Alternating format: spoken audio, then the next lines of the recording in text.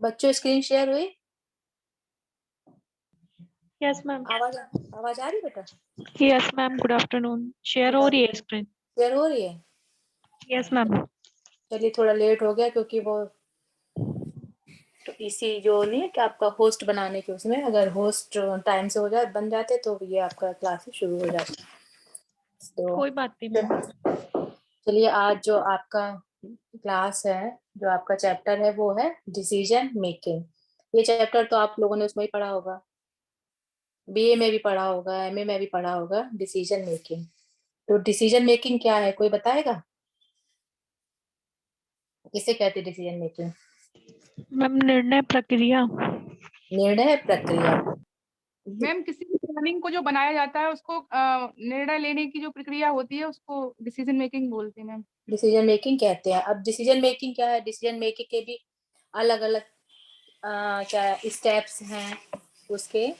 और decision making क्या है? डिसीजन मेकिंग में आपको सबसे पहले तो आपको एक जो प्रबंध प्रक्रिया होती है ना, जो हमारे होम मैनेजमेंट में है, तो पहले उसको जानना होगा। क्या रिसोर्सेज हैं, जो रिसोर्सेज हैं, जो मैनेजमेंट का जो प्रोसेस है, जब इन सब चीज़ों का हम यूज़ करेंगे तभी हम डिसीजन मेकिंग या प्रबंध प्रक्रिया और निर्णय प्रक्रिया को कर पाएंगे, क्योंकि यही सारी जो चीजें हैं इनके अनुसार ही हम निर्णय प्रक्रिया करते हैं। तो ये आपका जो नेक्स्ट है, सबसे पहले है आज के इसमें आज कंटेंट क्या है। Type of resources. Type of resources में क्या है कि कौन कौन से रिसोर्सेज के टाइप है, कि हम कोई भी जो निर्णय प्रक्रिया है बिना रिसोर्सेज के लिए बिना नहीं कर सकते, क्योंकि रिसोर्सेज से ही हम जो हमारे पास जो साधन होंगे तभी हम कोई भी निर्णय प्रक्रिया कर सकते हैं। नेक्स्ट है मैनेजमेंट प्रोसेस। मैनेजमेंट प्रोसेस में क्या है? मैनेजमेंट प्रोसेस आपकी प्रबंध प्रक्रिया है। प्रबंध प्रक्रिया में जो भी प्लानिंग, कंट्रोलिंग, इवैल्यूएशन ये होते हैं, इन्हीं के अनुसार हम कोई भी निर्णय या फिर हम कोई भी डिसीजन ले पाते हैं। नेक्स्ट है आपका meaning and definition of decision making. Next है characteristics of decision making, need of decision making, difficulties in decision making, process and steps of decision making, factor involved in decision making and last है आपका type of decision making. ये आपका content है। आज हम इन चीजों पर चर्चा करेंगे।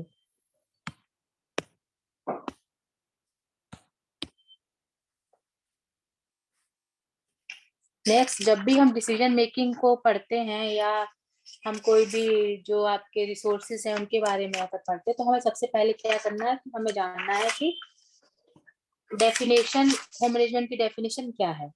जब पहले जो तुम लोगों का ये जो सिलेबस था उसमें ये वाला चैप्टर नहीं था, ये बाद में ऐड हुआ है। तो वैसे तो ये जो चैप्टर है सबसे पहले इसी को तुम लोग को पढ़ाना चाहिए था, लेकिन इसका जो बाद में आया तो इसलिए सबसे आज लास्ट चैप्टर है। आज के बाद तुम लोग का ये क्लास मतलब जो ये एफआरएन के जितने भी जो आपके चैप्टर हैं वो खत्म हो जाएंगे। तो जब हम डिसीजन मेकिंग को या निर्णय प्रक्रिया को समझने के लिए हमें सबसे पहले ये समझना होगा कि होम मैनेजमेंट की परिभाषा क्या है। तो होम मैनेजमेंट के जो भी बुक है या जिस होम मैनेजमेंट के बारे में निखिल एंड डॉर्सी की सबसे ज्यादा मतलब जो बुक है अच्छी मानते हैं। उन्होंने इसमें बहुत अच्छी बुक लिखी है। तो इन्हीं की जो परिभाषा है वो है कि home management is a planning, controlling and evaluating the use of resources of the family for the purpose of attending family goals। ठीक है। गृह प्रबंध परिवार के लक्ष्यों को प्राप्त करने के उद्देश्य से परिवार के संसाधनों के उपयोग की योजना, नियंत्रण और मूल्यांकन है। Management process involve decision making that lead to action and accomplishment of both long and short term goal. इस निर्णय प्रक्रिया में क्या होता है, आपको क्या है निर्णय प्रक्रिया में, कि इसमें आपके दीर्घकालिक और अल्पकालिक दोनों प्रकार के जो लक्ष्य होते हैं उनको देखा जाता है कि कौन से लक्ष्य हैं हमारे जिनको हम पहले करें और किनको हम बाद में करें। तो हम सबसे पहले निर्णय प्रक्रिया में वो देखते हैं, और जो हमारा गृह प्रबंध है या होम मैनेजमेंट है उसमें हमें क्या होना, योजना, नियंत्रण और मूल्यांकन इन और संसाधनों के उपयोग से ही हम किसी भी उद्देश्य को प्राप्त कर सकते हैं। नेक्स्ट है हमारा है कि टाइप ऑफ रिसोर्सेज। ठीक है, कि रिसोर्सेज के प्रकार क्या है। रिसोर्सेज जो होते हैं वो कैसे होते हैं, ह्यूमन और नॉन ह्यूमन होते हैं। तो जो हमारे पास जो ह्यूमन रिसोर्सेज होते हैं वो कैसे होते हैं, वो सीमित मात्रा में होते हैं। जैसे टाइम, एनर्जी, स्किल, एबिलिटीज, ये हमारे क्या है, ह्यूमन रिसोर्सेज। जैसे टाइम है, टाइम क्या है, हमारे पास एक सीमित है, हमें कोई भी काम करना है तो हमें एक समय के अंदर करना है, ये नहीं हमारे पास बहुत टाइम है हम कोई काम बहुत लंबे समय तक करते रहें। नेक्स्ट है हमारा एनर्जी। एनर्जी, कोई भी व्यक्ति काम करेगा तो एक जो स्टेज आएगी तो वो थक जाएगा, तो वो भी हमारे पास सीमित है। स्किल, एबिलिटीज, ये भी जो हमारे पास कोई कौशल है, कोई गुण है, तो ये सब एक सीमित मात्रा में होते हैं। और जो आपके नॉन ह्यूमन रिसोर्सेज हैं, जैसे money, house, material, goods, community facilities, ये जो होते हैं वो सीमित मात्रा में नहीं होते हैं। तो हमारे पास जो भी रिसोर्सेज हैं वो दो तरह के होते हैं, ह्यूमन, नॉन ह्यूमन, या हम अगर हिंदी में कहेंगे तो मानवीय और अमानवीय संसाधन। इन्हीं संसाधनों के प्रयोग से और उपयोग से हम आगे कोई भी कार्य कर पाते हैं। अगर हमें निर्णय भी लेना है तो हम इन संसाधनों का जब प्रयोग करेंगे तभी हम निर्णयों को लेंगे। इसके बाद नेक्स्ट आपका आता है मैनेजमेंट प्रोसेस। मैनेजमेंट प्रोसेस क्या है, मैनेजमेंट प्रोसेस में आपको सबसे पहले है कि मैनेजमेंट प्रोसेस में क्या है, प्लानिंग। प्लानिंग, कोई भी आप काम करेंगे या घर का काम या हम बाहर का काम, कोई भी काम करना चाहते हैं तो हम पहले क्या करते हैं, एक योजना बनाते हैं या हम प्लानिंग करते हैं। जैसे हम एक उदाहरण के लिए मान लेते हैं कि अगर हम एक कॉलेज या स्कूल खोलना चाहें तो वो हमारी क्या है, प्लानिंग है।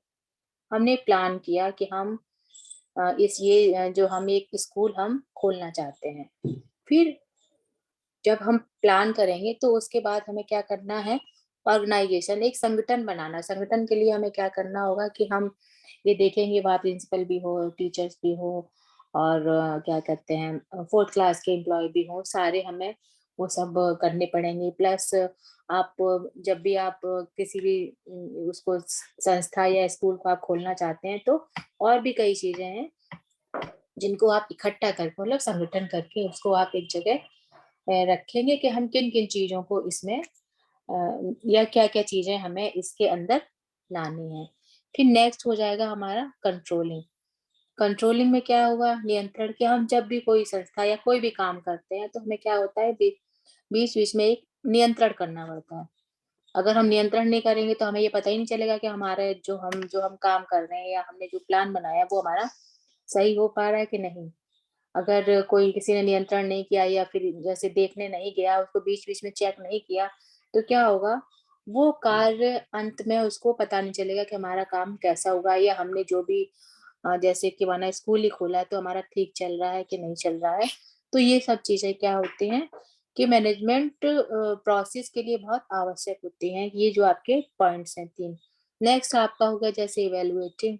इवेल्युएटिंग का मतलब हो गया मूल्यांकन। लास्ट में आप उसका मूल्यांकन करेंगे कि हमने जो भी कार्य करना चाहा या हमने जो भी सोचा या जो भी प्लानिंग करी तो उसका इवेल्युएट या मूल्यांकन कैसा रहा, कि हमारा वो काम सफल हुआ कि नहीं हुआ। तो मैनेजमेंट जो प्रक्रिया है वो बहुत ही एक तरह से सिस्टमैटिक ढंग से होती है। इसको ये नहीं कि पहले आप प्लानिंग या आप इवेल्युएटिंग कर ले फिर ऑर्गेनाइजेशन कर ले, कंट्रोल, ये नहीं है। ये आपका क्या है, एक क्रमबद्ध तरीके से किया जाता है। इसको आप ऐसा नहीं कर सकते कि इसको हम कोई जो आपका लास्ट वाला पॉइंट है वो आप पहले ले लें और बीच वाला बाद में ले लें, इस तरह से नहीं कर सकते। ये हमारी क्या है, एक तरह से क्रमबद्ध प्रक्रिया होती है।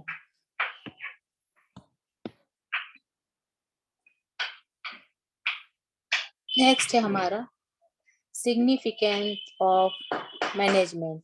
मैनेजमेंट का क्या महत्व है, क्या कार्य है मैनेजमेंट का। मैनेजमेंट का अगर हम मैनेजमेंट कोई भी चीज कर, किसी भी चीज का अगर मैनेजमेंट या प्रबंधन करते हैं तो हम जो हासिल करना चाहते हैं या फिर हम जो अपने गोल को प्राप्त करना चाहते हैं हम उस तक पहुंच जाते हैं। जैसे हमने अगर ये स्कूल या कॉलेज का ही अगर हमने उदाहरण लिया, तो जब हम इस मैनेजमेंट के प्रोसेस से या उससे गुजरेंगे तो हमारा जो लक्ष्य है हम उसको समझ पाएंगे कि हम उस लक्ष्य तक पहुंच पा रहे हैं कि नहीं। और इसका महत्व क्या है कि जो भी आपके जो भी आपकी जो वांट्स हैं, मतलब वांट्स के आप क्या चाहते हैं वो आप उसको अचीव कर पाएंगे। जब आप कोई चीज भी चाहेंगे, किसी चीज को भी चाहना है, तो क्या है कि आपको उसके लिए मैनेजमेंट प्रोसेस से गुजरना होगा। चाहने का कुछ भी, उसे घर का ही आप कोई उदाहरण ले सकते हैं। माना किसी को घर बनवाना है या किसी को मतलब घर में बच्चे की शादी करनी है या कोई शिक्षा दिलवानी है, उसको उच्च शिक्षा पे भेजना है, तो क्या है कि ये सब जो होते हैं सारे संसाधनों का प्रयोग करके ही हम अपने वांट्स तक पहुंच सकते हैं। जो भी आपके रिसोर्सेस हैं उनको क्या करना है, हमें उपयोग में लाना है। उपयोग में कैसे लाना है कि आपके पास जो भी रिसोर्सेस हैं उसको आप सही तरीके से उपयोग में लाएं, तभी आप किसी चीज की या किसी की जो भी आपने कार्य किया या जो भी लक्ष्य किया उसकी प्राप्ति तभी ही सही हो सकती है। क्योंकि रिसोर्सेज जो हैं वो आपके सीमित मात्रा में है, सीमित मात्रा में है। तो जब सीमित मात्रा में रिसोर्सेज आपके होते हैं तो आपको अपने लक्ष्यों की प्राप्ति के लिए उसको बहुत ही अच्छे प्रॉपर ढंग से या व्यवस्थित रूप से यूटिलाइज करना पड़ता है। जब भी आप कोई भी अगर प्रबंध प्रक्रिया या कोई भी जब इसका प्रयोग, जब इसको यूज में लाते हैं या फिर इसको प्रयोग में लाते हैं, तो क्या होता है जो आपका रिसोर्सेस का जो क्या कहने जो वेस्टेज होता है या जो बर्बादी होती है वो नहीं होती है। फिर आप उसको बहुत बेहतर तरीके से आप उसको प्रयोग में लाते हैं। और जो मैनेजमेंट प्रक्रिया से क्या होती है, आपकी जो वर्क एफिशिएंसी होती है वो भी बढ़ जाती है। और एक तरह से जो क्या होता है, एक स्टैंडर्ड ऑफ लिविंग या स्टैंडर्ड ऑफ लाइफ भी आपकी बढ़ती है। तो ये आपका मैनेजमेंट जो भी क्या मैनेजमेंट का क्या महत्व है, ये आपके इतने इसमें पॉइंट है। इसके अलावा और भी कई सारे चीजें आती हैं इसमें मैनेजमेंट में, जिससे आपको कोई भी चीज व्यवस्थित भी अच्छी तरीके से कर सकते हैं। आप अपनी चीजों के बारे में जान सकते हैं। उसके जो भी आपको और भी कोई वैसा कोई लॉन्ग टर्म जब आपको डिसीजन लेना होता है, तो जब आप इन प्रक्रियाओं को प्रयोग में करेंगे तो आपका जो भी काम होगा वो अच्छा होगा और आपका जो भी लक्ष्य है वो पूरा होगा।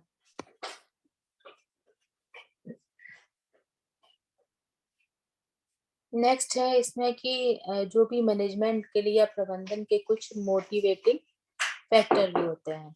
मोटिवेटिंग फैक्टर क्या है? मोटिवेटिंग फैक्टर आपके हैं जैसे कि वैल्यू, स्टैंडर्ड एंड गोल।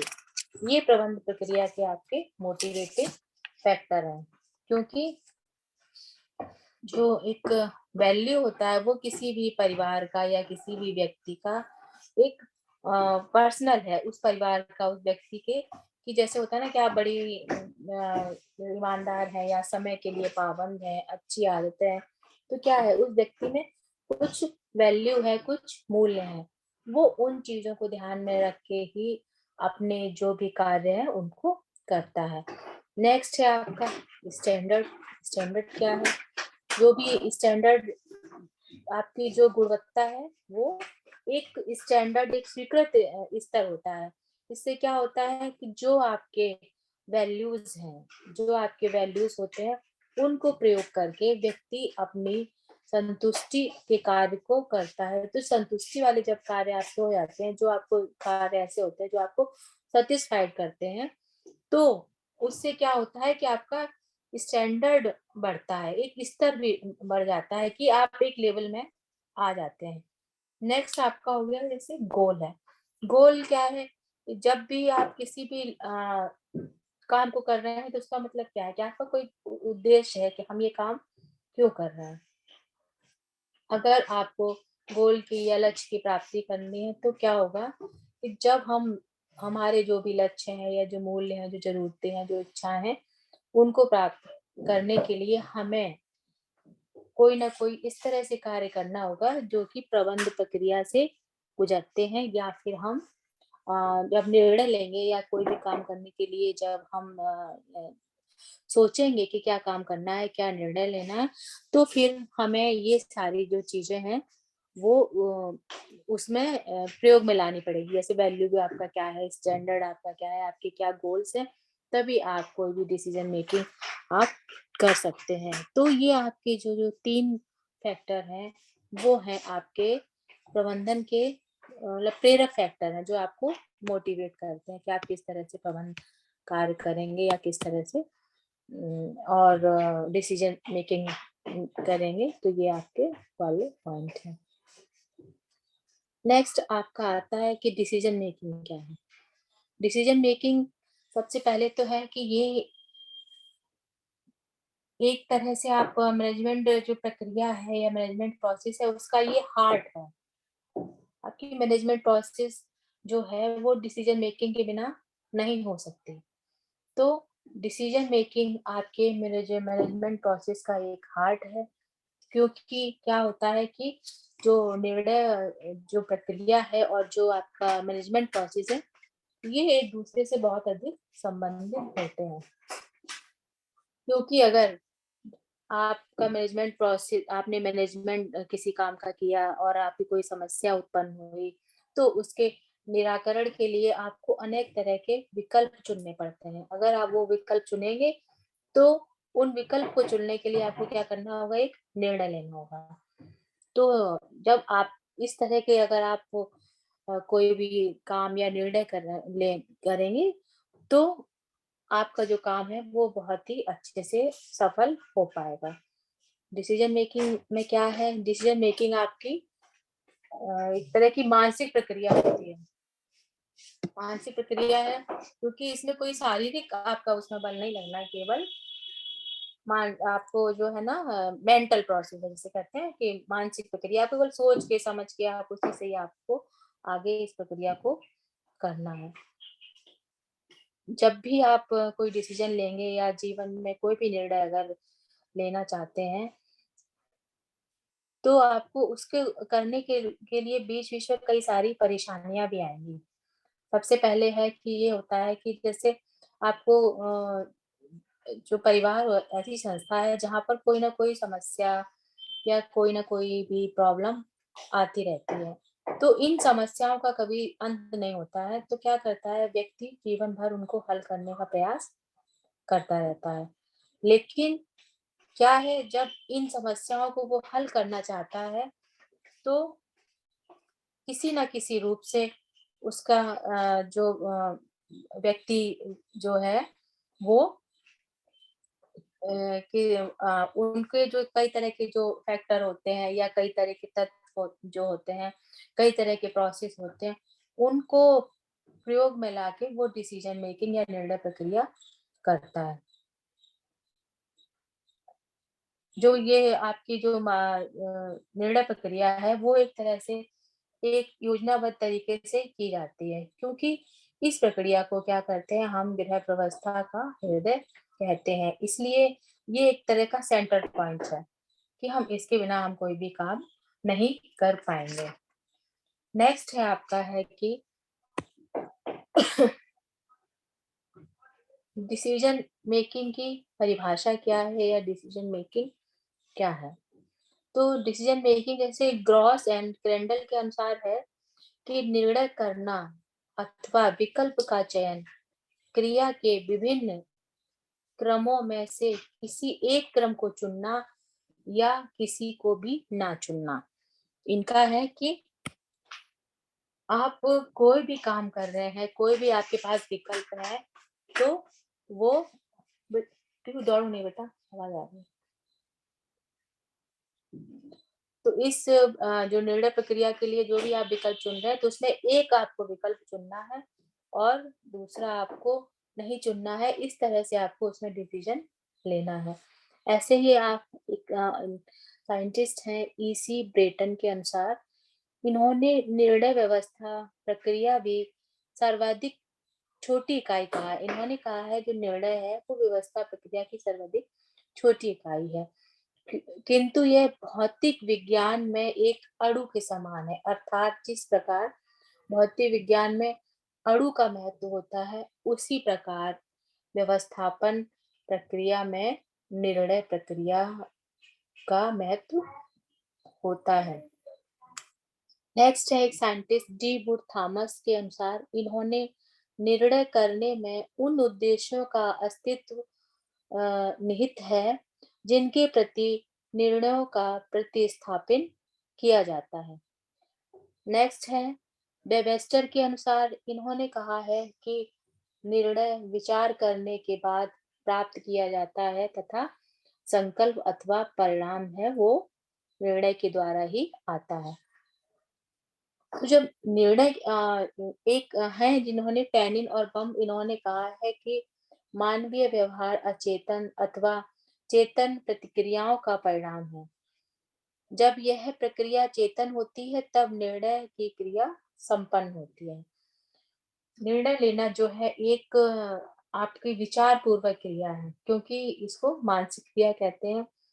और इसके लिए ये है कि हमारा कोई भी महिला है या कोई भी घर का सदस्य है, अगर उसको निर्णय लेने के लिए कहा जाए, तो वह निर्णय ले सकता है। निर्णय में क्या होता है कि इसमें भी अनुभवों की आवश्यकता होती है। यदि कोई भी जो घर का सदस्य है या कोई भी महिला है या कोई भी व्यक्ति हो, कहीं का भी काम है, ये केवल घर के काम के लिए नहीं, निर्णय तो आपका बाहर भी कोई संस्था है, आप कोई एक स्कूल चला रहे हैं या फिर कोई हॉस्पिटल है या कोई आप फर्म खोल रहे हैं, हर जगह आपको निर्णय लेना है।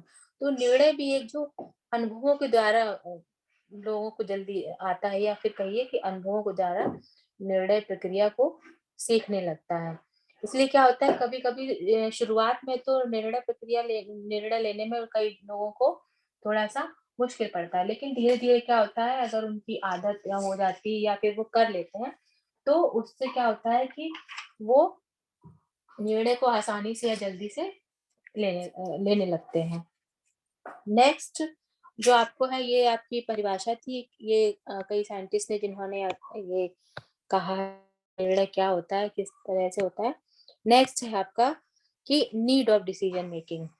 डिसीजन मेकिंग की आवश्यकता क्यों पड़ी है? क्या ज़रूरत है कि हम कोई भी काम करने के डिसीजन लें या फिर कोई काम करें? तो सबसे पहले इसमें है कि निर्णय लेने की आवश्यकता जो भी होती है वो किसी भी काम के लिए होती है, मतलब घर के लिए भी हो सकती है, जैसे आपको अभी हमने बताया घर के लिए, बाहर के लिए, या कोई फर्म खोल रहे हैं या कोई संगठन चला रहे हैं, कोई कुछ भी आप कर रहे हैं, तो आपको निर्णय लेने की आवश्यकता होती है। तो निर्णय क्या होता है, ये क्या निर्णय का सबसे पहले आवश्यकता तो आपकी इसलिए हुई। दूसरी है कि जब आप निर्णय लेते तो आप उस समय समझ जाते हैं कि हम कौन-कौन से संसाधन यूज़ करेंगे, हमारा कितना ह्यूमन रिसोर्स यूज़ होगा और कितना हमारा नॉन ह्यूमन रिसोर्स यूज़ होगा। नेक्स्ट है क्या होता है कि जो ये आपके जो निर्णय हैं वो समय-समय पर बदलते भी रहते हैं। निर्णय बिल्कुल वैसे एकदम रिजिड नहीं होने चाहिए, तो निर्णय जो है वो समय-समय पर बदलते रहते हैं, क्योंकि अगर आप कोई भी काम कर रहे हैं, माना आपने करते समय जब आपने प्लानिंग करी तो आपने कुछ निर्णय लिया, लेकिन आप जब उस काम को देख रहे हैं या उसको चेकिंग कर रहे हैं, तो उस समय क्या हुआ कि आपको कुछ समस्याएँ आई या कुछ प्रॉब्लम आई, तो आप अपना निर्णय या अपना डिसीज़न बदल सकते हैं, आप उसको चेंज कर सकते हैं। इसी तरह क्या होती है जब भी कोई नई चीज़ हम जानना चाहते हैं या नई चीज़ को हम जानने के अलावा नई चीज़ कोई खरीदना चाहते हैं या फिर हम कोई नया कार्य करते हैं, तो उसके लिए जब हम निर्णय लेते हैं तो हमें निर्णय लेने की आवश्यकता होती है कि हम अगर माना हम उच्च शिक्षा के लिए अपने बच्चे को बाहर भेजते हैं, तो हमें क्या है एक निर्णय लेना है कि हाँ, हम इसको 12th के बाद बाहर भेजेंगे। निर्णय लेते समय भी हम अपने जो भी रिसोर्सेज़ हैं या वो है उनको हम ध्यान में रखेंगे। और क्या है कि इसमें ये भी है कि जो भी परिस्थितियाँ होती हैं उनमें भी परिवर्तन होते रहते हैं। जब परिस्थितियों में परिवर्तन होते रहते हैं, जैसे कि उदाहरण अगर आपने लिया कि मानो परिवार में कोई नए बच्चे का जन्म होता है, तो क्या होता है कि जो परिवार की आर्थिक योजना है वो थोड़ी-सी प्रभावित होने लगती है। माना कि आपने पहले निर्णय किसी चीज़ का बनाने का लिया या फिर मकान समझ लो या कोई लॉन्ग टर्म गोल जैसे कि कोई एफडी समझ लो या फिर इंश्योरेंस समझ लो, इस तरह के अगर कोई भी काम उन्होंने किए, माना और उस समय कोई घर में नया बच्चा या बच्चे का जन्म होता है, तो क्या होता है कि फिर वो आर्थिक योजना उसकी प्रभावित होने लगती है। नेक्स्ट है कि इसी प्रकार क्या होता है कि जब भी कोई व्यक्ति अगर बिना लक्ष्य के अगर डिसीजन लेता है, तो उसकी स्थिति बड़ा ही भ्रामक हो जाती है कि वो अपने कार्य को सही से नहीं कर पाता है। निर्णय से जब आप अगर आप निर्णय प्रक्रिया लेंगे या ये निर्णय आप अकेले लेंगे या सामूहिक लेंगे, तो उससे क्या होता है कि आपस में एक तरह से सहयोग की भावना भी डेवलप होती है। नेक्स्ट है हमारा process of decision making. Decision making के प्रोसेस क्या है? डिसीजन मेकिंग हम कैसे लेंगे, क्या-क्या उसके तरीके हैं, ये क्या हमारा मतलब प्रोसेस है। तो सबसे पहले या जो भी जो प्रोसेस है कि हम अपनी चीज़ को या अपने जो भी संसाधन हैं, उनको हम पहले एक जगह इकट्ठा कर लें कि हमें कौन-कौन से जो संसाधन है उनको यूज़ करना है। जब हम उन सबको जब एक जगह इकट्ठे कर लेंगे, तभी हम समझ पाएँगे कि हम किन कार्यों मतलब कोई भी डिसीज़न लेते समय या कोई भी कार्य करते समय हम कैसे करेंगे उसको। हमारा जो भी जो लक्ष्य होता है, वो इस तरह का होना चाहिए कि जब भी हम कोई कार्य कर रहे हैं, तो अपने जो भी संसाधन है या जो विकल्प है, उनको हम ढूँढें कि किस तरह से हम आगे का कार्य करें या कोई भी हम कहीं भी घर का काम कर रहे हैं या फिर हम बाहर का काम कर रहे हैं या हम कहीं जा रहे हैं, तो हमें एक तरह से सारी जो प्रोसेस हैं वो आपको अपनानी पड़ेगी। जैसे कि कोई भी आपको क्या आपने विकल्प चुना, है ना? क्या आपको गोल आपके हैं, क्या विकल्प हैं, ये सब चीज़ें आप उसके अंदर आएँगी।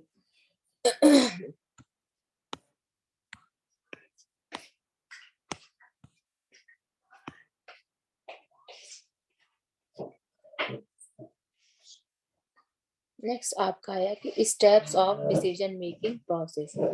डिसीजन मेकिंग प्रोसेस के स्टेप्स क्या हैं?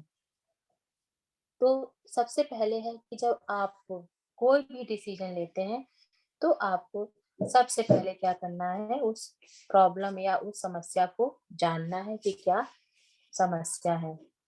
नेक्स्ट है कि जो आपकी प्रॉब्लम है, तो उसमें आप कुछ तरह की आपकी जो वैकल्पिक जो हल होते हैं, उनको ढूँढा जाता है। नेक्स्ट है आपका इसमें आएगा कि जो भी उचित विकल्प है उनका चयन करना होगा और आपके लिए जो भी उत्तरदायित्व है या जो भी निर्णय है उसको स्वीकार करने होंगे। सबसे पहले क्या है कि हमें समस्या को परिभाषित करना है। तो समस्या को परिभाषित करना ये जो है वो डिसीजन मेकिंग का एक सबसे पहले प्रथम चरण है। आपके जो मस्तिष्क में या आपके दिमाग में इस तरह से पूर्ण स्पष्ट होना चाहिए कि जो समस्या है आपकी व्यक्तिगत है या सामूहिक है। पहले तो आप ये देखेंगे। अक्सर देखा जाता है कि केवल व्यक्ति समस्या को मतलब ऐसे बाहर से देख लेता है, लेकिन वो अंदर से नहीं समझ पा रहा है कि हमारी समस्या है क्या? जब उस समस्या को वो जान लेता है, तो तभी आप वो उस समस्या के बारे में आगे निर्णय लेंगे। अगर किसी व्यक्ति को अकेले निर्णय लेना होता है, तो अकेले वो आराम से और अच्छे से ले लेता है। लेकिन अगर उसे कई लोगों के ग्रुप में या सामूहिक रूप में अगर निर्णय लेता लेता है, तो फिर उसे थोड़ी-सी दिक्कत आती है या फिर सभी लोगों का ध्यान में रखना पड़ता है। सबसे पहले है कि जो भी समस्या है उसको आप स्पष्ट करें कि क्या आपकी समस्या है। नेक्स्ट नेक्स्ट है आपका इसके बाद आपका आएगा कि आपको किस प्रकार के विकल्प चुनने हैं, क्या चुनना है, क्या करना है, वो इसके अंतर्गत आएगा।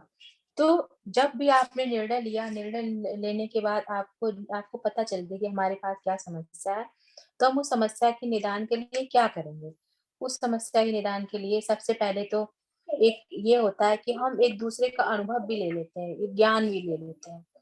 एक हो सकता है किसी को इस तरह की प्रॉब्लम आई या इस तरह की कोई समस्या आई, तो हम उसके अनुभवों और ज्ञान के बारे में भी जान लेते हैं, या हम उससे भी कुछ चीज़ें या कुछ योजनाएँ हम जान जान जाते हैं। ठीक है। जब भी हम कोई भी अगर जब समस्या कोई या फिर उस समय क्या होता है कि हमें समस्या इसलिए भी आती है कि व्यक्ति में एज डिफरेंस होता है, व्यक्तिगत डिफरेंस होता है, सूचनाओं का डिफरेंस होता है, ठीक है? तो प्रशिक्षण भी अलग-अलग होता है, तो कई तरह की चीज़ें होती हैं जिनके कारण कि जो भी व्यक्ति है उसमें समस्या उत्पन्न होती है, जिसके कारण वो अपने लक्ष्य को प्राप्त करने के लिए डिसीज़न लेना चाहता है। उसी तरह क्या है कि नेक्स्ट वो है कि जो भी आपके विकल्प हैं, उसके बारे में आप सोचते हैं। अगर आप उन विकल्प के बारे में नहीं सोचेंगे, तो आप कोई भी काम नहीं कर पाएँगे। जैसे आपने कोई भी विकल्प अगर आपने लिया, विकल्प में आपने जैसे कि आपको वहाँ पर इतना टाइम खर्च करना है, इतना आपको मनी खर्च करना है, ये आपको उस पर क्या उसकी किसी की आपकी एबिलिटीज़ देखनी है, किसी का क्वालिटी देखनी है, तो ये सब चीज़ें क्या है आपको उस समय सोचनी पड़ेगी कि हम किन चीज़ों को इसमें कर सकते हैं। इसी तरह उन्होंने एक बार जो वो साइंटिस्ट है उन्होंने कहा है जॉन ड्यूवी ने कि प्रत्येक जो विकल्प होता है वो एक काल्पनिक क्रियान्वत किया जाता है, क्योंकि वो हम उस समय केवल काल्पनिक या फिर मन से सोचते हैं। ये नहीं कि उसमें वो साधन या फिर वो रिसोर्स रखा है, तो हम उसको अपनी समस्या जो हमारी आई तो हम तुरंत यूज़ कर लें। वो हमारी एक कल्पना होती है कि हम उसको सोचते हैं कि हम ये काम ऐसे करेंगे।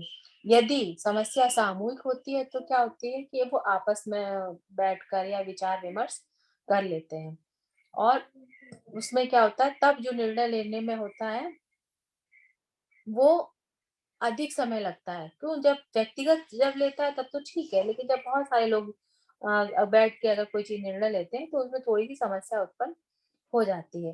लेकिन क्या करना है हमें? हमें उस समस्या का निराकरण भी करना है। उस समस्या के निराकरण के लिए हमें एक वैकल्पिक साधन को ढूँढना है। नेक्स्ट जो हमारा आएगा वो है कि हम जो भी सामान या जो भी हम चीज़ को हम उसमें यूज़ कर रहे हैं या जो भी रिसोर्सेज़ यूज़ कर रहे हैं डिसीज़न मेकिंग के लिए, तो एकदम एप्रोप्रिएट होना चाहिए, बिल्कुल सही होना चाहिए। जब व्यक्ति के पास कई सारे विकल्प होते हैं या कई सारे चीज़ें होती हैं चुनने के लिए, तो उसको बहुत ज़्यादा दिक्कत आती है।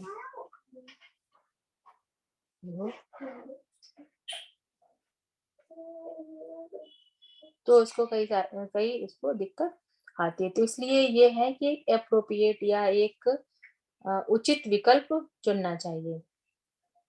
जब भी अगर आपके पास कई सारे विकल्प हैं कि हम जैसे माना एक हम उदाहरण ले लें कि हम पॉलिसी अगर हम कोई भी करते हैं, तो आपके पास पता चला कि एलआईसी की भी है, मैक्स की भी है, फिर जैसे और भी है, एचडीएफसी है, तो ये सब हैं, तो आपको क्या है, आपके पास 3 तो ये विकल्प आ गए। उसके बाद अब उनमें भी जो अलग-अलग तरह की पॉलिसीज़ हैं, तो आपको कौन-सी पॉलिसी लेनी है, तो ये जो विकल्प है, वो आपको चुनना है। या तो आप व्यक्तिगत रूप से चुनिए या सामूहिक रूप से चुनिए। तो ये ये जब इस तरह की जब चीज़ें अगर आपके मन में आती हैं या चुन लेनी होती है, तो उसमें बहुत ही दिक्कत आती है या उसको समस्या को सुधारने में बहुत प्रॉब्लम आती है। इसी तरह माना कि आपको कोई घर लेना है, आपने बड़ा घर लिया, आपने 3-4 घर देखे, 3-4 घर देखने के बाद आपको है अब आप सोच रहे हैं कि हम कौन-सा लें? तीनों में आपको तीनों ही अगर आपको ठीक लग रहा है, लेकिन उसमें भी आपको क्या है, वो आपके 3 विकल्प में 1 विकल्प आपको चुनना है। तो जब आप वो विकल्प चुनेंगे, तो उसके लिए क्या है कि आपको ये या तो आप ग्रुप में डिसीजन लेंगे या फिर थोड़ा इंडिविजुअल डिसीजन लेंगे। तो आप उस विकल्प को या उस जो अल्टरनेटिव है उसको आप चुनना चाहेंगे कि हम इसमें से हम ये वाला घर ले लें या वो वाला घर कौन-सा ले लें। तो ये आपको उस समय सोचना पड़ेगा, उस समय आपका डिसीजन लेना पड़ेगा। लेकिन क्या है कि जब भी हम कोई भी इस तरह के चीज़ें अगर चुनते हैं तो क्या होता है उस समय की बहुत दिक्कत होती है। कि हमारे पास माना समय बहुत कम है, तब भी हमें बहुत सारी समस्याएँ आ जाएगी कि हम जाके देख नहीं पा रहे हैं उस समस्या को, या हम घर खरीद नहीं पा रहे हैं, या हम पॉलिसी या कुछ कर रहे हैं तो हम उस व्यक्ति के पास नहीं जा पा रहे हैं।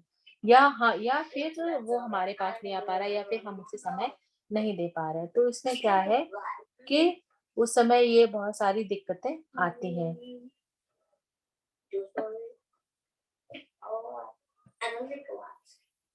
नेक्स्ट है इसमें, जैसे कि आपको इसके बाद है कि क्या आप करेंगे इन समस्याओं को कम करने के लिए, या इस तरह के अल्टर। सबसे पहले है कि इसमें आपके पास जो भी रिसोर्सेस है उसको आप अपनी जगह लिख लीजिए कि हमारे पास कौन-कौन से रिसोर्सेस हैं और कौन-कौन से नहीं हैं। तो इस तरह से आपको ये सारे जो हैं पॉइंट्स आपको बना के तभी आप कोई भी डिसीजन मेकिंग या डिसीजन प्रोसेस आगे कर पाएँगे।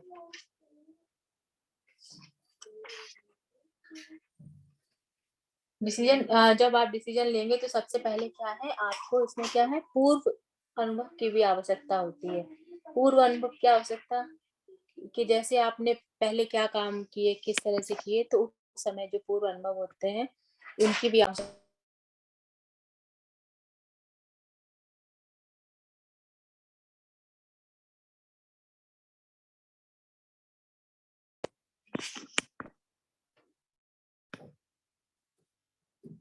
कि पूर्व अनुभव की आवश्यकता होती है।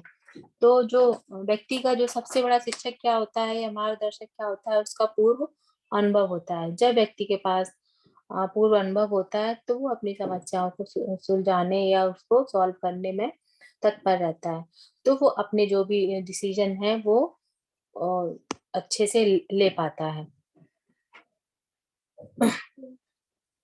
इसके अलावा भी इसमें कई चीज़ें ऐसी भी हैं, जो व्यक्ति क्या करता है, उनको प्रयोग में अगर लाना चाहता है तो उसको वैज्ञानिक ढंग से यानी सिस्टमैटिक ढंग से ही प्रयोग करना पड़ेगा। जब उसको सिस्टमैटिक ढंग से जैसे आपने रिसोर्सेज़ का यूज़ किया, माना आपका टाइम है, आपकी एबिलिटीज़ हैं, आपका मनी है, और जो भी आपके ह्यूमन रिसोर्सेज़ हैं, जो कम्युनिटीज़ ये जो भी चीज़ें हैं, तो ये सब चीज़ें क्या है, जब आप इसको भी आप एक सिस्टमैटिक ढंग से आप प्रयोग में ला सकते हैं कि किस तरह से आपको प्रयोग में लाना है। जब भी हम निर्णय लेंगे या निर्णय लेने से संबंधित कोई भी काम करेंगे, तो हमारे जो भी पहले जो काम हो चुके हैं या पहले जो चीज़ें हो चुकी हैं, उनको भी हम ध्यान में रखेंगे। उनको ध्यान में क्या रखना है कि जब उसको ध्यान में रखने के अलावा हमें जो भी हमारी विभिन्न प्रकार की संस्कृति है, हमारा सामाजिक वर्ग है या व्यक्तिगत विभिन्नता है, आयु की विभिन्नता है, इन पर भी हम ध्यान रखेंगे। इनका क्या है, जैसे कि आपने माना कि कोई निर्णय आपने आज लिया, पता चला कि आपने 10 साल के लॉन्ग टर्म के लिए कोई निर्णय लिया, लेकिन बाद में उसको आपको बदलना पड़ रहा है। तो वो आपका क्या है, एक तरह से आप समय के अनुसार वो निर्णय आपका बदल गया। या आप घर में कोई भी सामान खरीद रहे हैं, कोई भी चीज़ें खरीद रहे हैं, तो आपको उस समय क्या है, घर के सदस्यों का भी ध्यान रखना पड़ेगा कि उनकी भी व्यक्तिगत क्या चॉइस है, वो क्या चाहते हैं। या घर में जो बच्चे हैं, उनकी जो एज है, वो किस ग्रुप के हैं। या जो आपका स्टेटस है, आप उसको भी ध्यान में रखेंगे जब भी आप कोई भी चीज़ सामान खरीदेंगे या कोई भी नया काम करने जाएँगे या कोई भी आप गोल की प्राप्ति करने जा रहे हैं, तो आप इन सब चीज़ों को ध्यान में रखेंगे। कि अगर आज कोई काम किया और 10 साल बाद पता चला कि एक व्यक्ति की कई तरह से सामाजिक, आर्थिक स्थिति सब बदल जाती है। कुछ भी हो सकता है, किसी की स्थिति बहुत अच्छी हो सकती है और किसी की स्थिति में कुछ गड़बड़ भी हो सकती है। तो इस तरह से क्या है कि जो भी व्यक्ति है अगर निर्णय लेता है, तो वो बाद में बदल भी सकता है। जो भी निर्णय होते हैं वो क्या होते हैं, एक दूसरे से संबंधित होते हैं, एक दूसरे से संबंधित होते हैं। जैसे कि जब भी आप एक निर्णय लेंगे तो उसके पीछे आपका दूसरा निर्णय भी साथ में होगा। तो जैसे आपने अगर बच्चे को बाहर भेजा, बाहर भेजने के अलावा अगर आप पहले स्कूल सोचेंगे, आप कॉलेज सोचेंगे कहाँ करना है, फिर आपकी फीस क्या होगी, तो आप इन सब चीजों को उसमें सोचने लगेंगे। इसी तरह जैसे आपके ये 5 स्टेप थे, तो ये 7 स्टेप्स हैं जो इफेक्टिव डिसीजन मेकिंग के। इसमें भी आपका है जैसे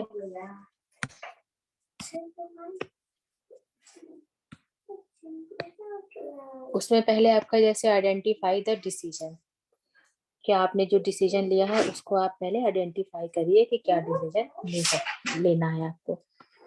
फिर क्या है, गैदर इंफॉर्मेशन। कोई भी आपको काम करना है, कोई भी आपको लक्ष्य की प्राप्ति करनी, तो सबसे पहले आपको क्या करना है, सारी सूचना इकट्ठी करनी है। अगर आप सूचना इकट्ठी नहीं करेंगे तो क्या करेंगे, तो आपकी जो भी काम है वो अच्छे से नहीं हो पाएगा।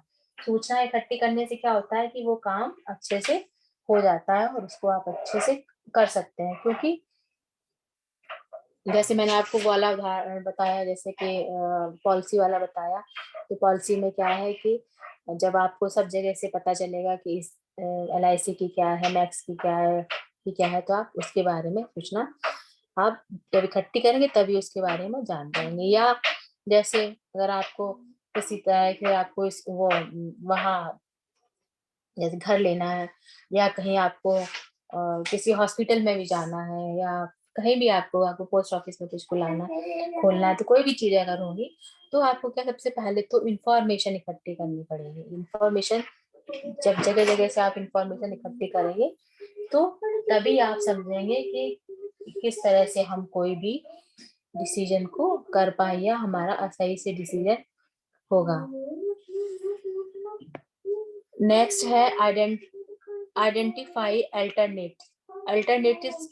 क्या है कि जो भी आपका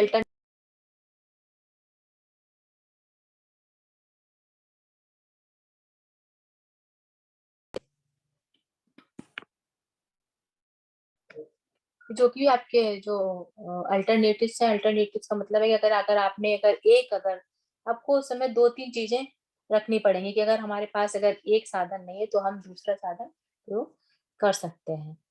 तो ये जो है आपका ये जो आपके हैं जो पॉइंट, वो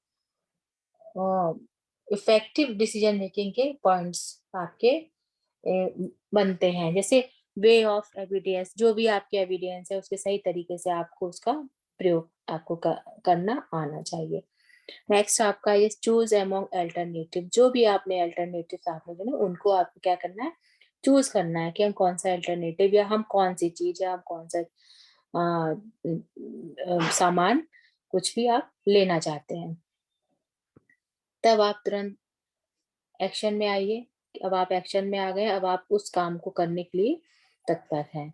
फिर आप रिव्यू योर डिसीजन।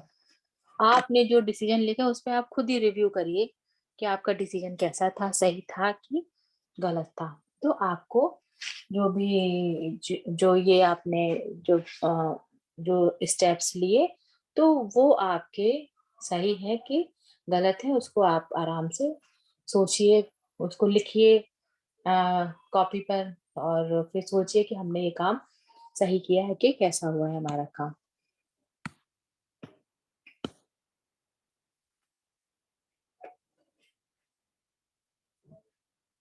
नेक्स्ट है हमारा characteristics of decision making. Decision making की विशेषताएं क्या है, तो डिसीजन मेकिंग की विशेषताएं क्या है, सबसे पहले क्या है, जो डिसीजन मेकिंग है वो क्या है, गोल ओरिएंटेड, मतलब लक्ष्य उन्मुख है। आपको जब भी आप डिसीजन करेंगे तो वो क्या है, आपके लक्ष्य की प्राप्ति के लिए है। आमतौर से क्या होता है कि जो भी व्यक्ति है वो किसी उद्देश्य और लक्ष्य के इरादे से ही अपनी सारी क्रियाओं को पूरा करने के लिए डिसीजन मेकिंग या निर्णय प्रक्रिया को अपनाता है। तो जब तक किसी चीज का लक्ष्य नहीं होगा, किसी चीज की प्राप्ति नहीं होगी, तो आपका डिसीजन या निर्णय प्रक्रिया वो आपकी नहीं हो पाएगी। नेक्स्ट है आपका आएगा अल्टरनेटिव्स। अल्टरनेटिव्स भी इसकी एक विशेषता है कि जब भी आप किसी भी निर्णय के लिए या कोई भी काम करने के लिए कोई काम करते हैं, तो सबसे पहले क्या करना है, आपको कोई चीज खोजनी है। खोजनी मतलब ढूंढना है, उसको आपको पसंद करना है कि आपके पास में जो आपने चीजों को ढूंढा, जो आपने रिसोर्सेस की आपने खोज की, वो कौन कौन से रिसोर्स है और उनमें से कौन से पसंद आए आपको। जब आपको उन रिसोर्सेस में से कोई चीज पसंद आएगी, तो तभी आप अपने निर्णय में उन रिसोर्सेस को प्रयोग में कर पाएंगे। तो हाँ, इसमें है कि इसमें अल्टा वो जो भी इसकी जो वो है, वो एक विकल्प होना चाहिए कि क्या विकल्प है। हम एक चीज अगर हमारे लिए प्रयोग में नहीं आ पा रही है, या हम उसको प्रयोग में नहीं ले पा रहे हैं, या हम एक चीज नहीं खरीद पा रहे हैं, या फिर हम कोई भी काम अभी नहीं कर पा रहे हैं, तो इसके अलावा हम इसकी जगह कौन सा काम दूसरा कर पाएंगे। नेक्स्ट आपका आ गया जैसे एनालिटिकल इंटेलेक्चुअल। एनालिटिकल जो भी आपका विश्लेषणात्मक बौद्धिक है, ये क्या होता है, ये जो है निर्णय लेना एक तरह से जो है वो क्या है, बौद्धिक प्रक्रिया है। लेकिन इसमें क्या होता है, इसमें चेतन और अचेतन मन आपके दोनों ही होते हैं। एक तो आपने है कि आपने बहुत अच्छे से सोच के आपने कोई काम कर रहे हैं, अंदर से भी आप कुछ समस्या उत्पन्न हो रही है कि इस काम को किया जाए, कैसे किया जाए। तो इसमें क्या होता है कि आपको बहुत ही सोचना पड़ता है। जो भी आपको निर्णय लेना है, या जिस तरह का भी आपको निर्णय लेना है, उसके लिए आपको चेतन और अचेतन दोनों मन आपको प्रयोग में लाने होंगे, या जो आपका अंतर्ज्ञान है उस पर आपको आधारित इस विकल्प को चुनना पड़ेगा। या फिर डिसीजन मेकिंग के लिए कोई भी आप अगर काम करेंगे, तो आपको जो भी आपका अंतर्मन है उसको सुनना पड़ेगा। इसमें क्या होता है, इसमें है कि डिसीजन मेकिंग में आपकी जो भावनाएं हैं, आपकी प्रवृत्ति है, जैसे आपकी वैल्यू है, आपकी संस्कृति है, इन सब चीजों का भी बड़ा महत्व होता है। उसके अलावा जैसे आपके विचार विमर्श है, या जो आपका मूल्यांकन है कि क्या मूल्यांकन किया, इन सब चीजों के लिए निर्णय प्रक्रिया जो होती है बहुत ही आवश्यक होती है। या फिर हम निर्णय जब लेंगे, या तो हमें इन सब चीजों को या इन सब पॉइंट को ध्यान में रखना पड़ता है। नेक्स्ट है आपकी डायनेमिक प्रोसेस। डायनेमिक प्रोसेस क्या है, ये गतिशील प्रक्रिया है। गतिशील प्रक्रिया क्या है, जो निर्णय लेने की जो प्रक्रिया एक स्थिर इकाई के बजाय एक गतिशील प्रक्रिया है। गतिशील का मतलब हुआ कि आपकी ये चलती रहती है। यह चयनित समस्याओं के समाधान में प्रभावी ढंग से इनपुट का प्रयोग करने और उपयोगिता वाले आउटपुट को निर्माण करने की प्रक्रिया है।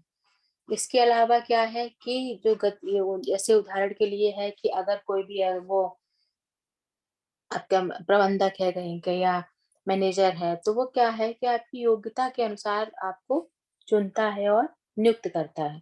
चुनता नियुक्त करता है, लेकिन क्या होता है कि वो आपने उस एक व्यक्ति को चुना, पता चला उसके बाद उसके पास और भी कोई अच्छा व्यक्ति आ गया है जो जिसके पास ज्यादा योग्यता है, उस मैनेजर या उस प्रबंधक ने उसको चुन लिया। तो क्या है, ये एक गतिशील प्रक्रिया है। ये नहीं उसने अगर एक बार अगर डिसीजन ले लिया तो ले लिया, ऐसा नहीं है। वो अपने जो भी जो आपका निर्णय है वो बदल सकता है, और वो जो निर्णय है वो अपने विवेक के अनुसार या फिर अपने जो भी उसके काम के अनुसार अपने निर्णय वो बदल सकता है। नेक्स्ट है आपका परवेसिव फंक्शन। परवेसिव फंक्शन है कि निर्णय में क्या होता है कि इसमें बहुत सारे काम होते हैं, जो कि ये ऐसा नहीं कि एक से संबंधित होते हैं।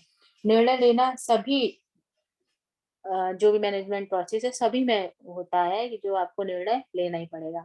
यदि हम किसी भी फर्म को या किसी उद्यम को अगर हम खोलते हैं, तो क्या होता है, हम जो वहाँ का प्रबंधक होगा, वो क्या करेगा कि निर्णय लेने के लिए कई लोगों को या ग्रुप में निर्णय लेगा। वहाँ पर वो सब पर ध्यान देगा कि हम इस कार्य को करने के लिए कौन-कौन से प्लानिंग करें या किस तरह से हम इसकी योजना बनाएँ। तो एक तरह का बहुत बड़ा और एक व्यापक कार्य होता है। नेक्स्ट है आपका कंटीन्यूअस एक्टिविटी। ये ऐसी ऐसी चीज़ है जो हमेशा लगातार चलती रहती है, या ये इसे कहेंगे सतत गतिविधि, लगातार चलने वाली ये क्रिया है। डिसीजन मेकिंग ऐसा नहीं कि एक बार हमने निर्णय लेके खत्म हो गया, हमें कोई मतलब नहीं, हमारा हो गया सारा काम, ऐसा नहीं है। आपका डिसीजन मेकिंग है, वो है कि आपकी सतत प्रक्रिया हमेशा ये चलती रहेगी। जैसे कोई भी घर है या मैनेजर है या कोई भी कॉलेज है या घर का ही कोई व्यक्ति है, तो अगर एक बार एक ये नहीं कि एक बार एक चीज़ खरीद लाया तो फिर उसको ज़रूरत ही नहीं है, ऐसा नहीं है। उसको क्या है कि एक कोई वस्तु या कोई भी सामान अगर एक बार ले आया, तो उसको हो सकता है कि आज के 4-5 साल बाद दोबारा उस चीज़ को लाना पड़े, या उसने कोई एक सामान खरीदा या फिर कोई भी प्लानिंग करी, तो अगर एक लोग माना कि घर का आपने बजट की प्लानिंग करी, या अपने घर में जो अगर कहीं आपने बाहर जाके बाहर घूमने की प्लानिंग करी, तो ये सब चीज़ें क्या, अगर इस तरह की अगर प्लानिंग की है, तो उसमें क्या है कि उसको बार-बार इसको बदलते रहना पड़ेगा, ये हमेशा चलती रहेगी। एक बार लेने से ये नहीं कि एक बार लेने से खत्म हो जाए। लेकिन उसको क्या करना है, जो भी प्लानिंग होगी, उसमें उसका जो एफर्ट होंगे और उसका जो वो सॉरी धन होगा, या जो धन है, उन सब चीज़ों का भी वो प्रयोग करेगा, क्योंकि जब तक वो अपने समय को, अपने एफर्ट को, अपने धन को, इन सब चीज़ों को नहीं प्रयोग करेगा, तो उसकी ये जो भी ये क्रिया है वो नहीं हो पाएगी। Commitment of time, effort of money. इसमें भी यही है कि जो भी अगर आपने उसने किसी चीज़ के लिए कमिटमेंट किया है, कोई रणनीति बनाई है, रणनीति में कहीं भी जाने का या घूमने का, जैसे आपको सारे उदाहरण दिए हैं, इस तरह से आप बनाया है, तो उसको उसके लिए टाइम, एफर्ट और मनी तीनों चीज़ों का ध्यान रखना होगा, कि तभी वो अपनी डिसीजन मेकिंग पर पहुँच सकता है, या फिर वो अपने जो भी गोल है या जो भी लक्ष्य है उसकी प्राप्ति कर सकता है। नेक्स्ट है human and social process. Human and social process में कि जो भी निर्णय लेना क्या है, यह एक मानवीय और सामाजिक प्रक्रिया है। ये आपकी क्या है, मानवीय और सामाजिक प्रक्रिया है, क्योंकि इसमें क्या है, जो भी आपकी बौद्धिक क्षमताएं हैं या जो भी अंतर्ज्ञान है, वो इस निर्णय में शामिल होता है।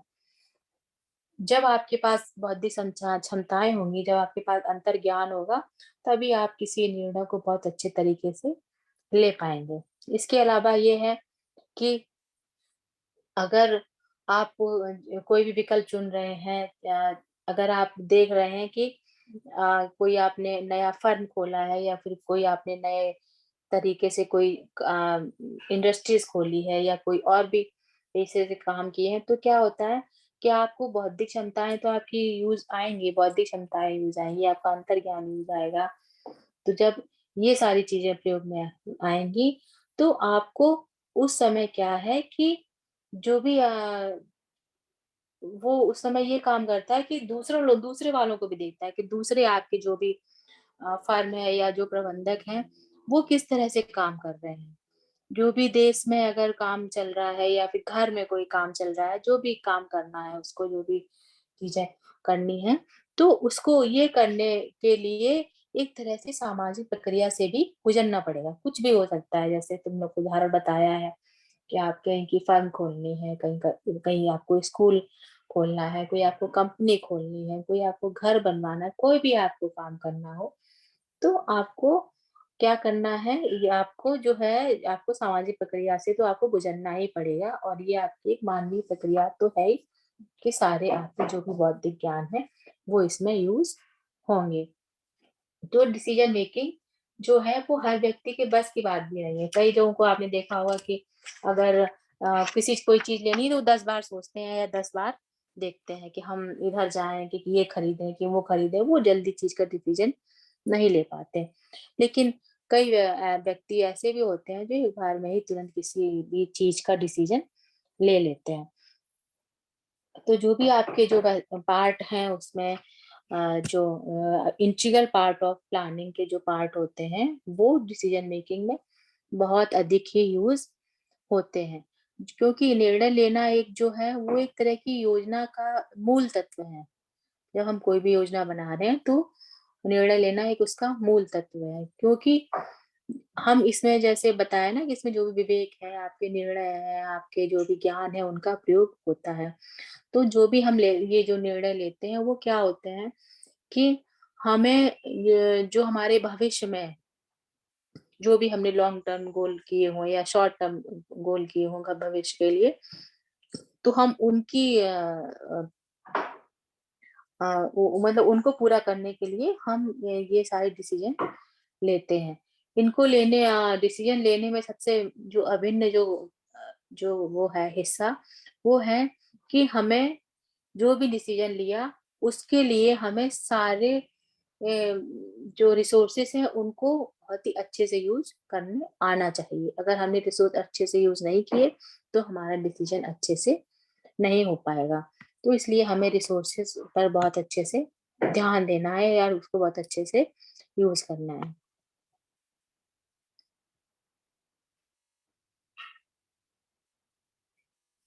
नेक्स्ट है हमारा कि फैक्टर अफेक्टिंग डिसीजन मेकिंग, कि ऐसे कौन कौन से फैक्टर हैं, ऐसी कौन सी चीजें हैं जो हमारे डिसीजन मेकिंग को प्रभावित करती हैं। डिसीजन मेकिंग जो है वो जैसे बताया कि हर स्थिति के अनुसार या हर चीज जैसी जैसी स्थिति आती है, जैसी चीजें आती है उसके अनुसार ये बदलता रहता है। तो जो भी डिसीजन है वो आपका क्या है, इस स्थिति के अनुसार जब बदलता रहेगा तो आपके निर्णय भी बदलते रहेंगे।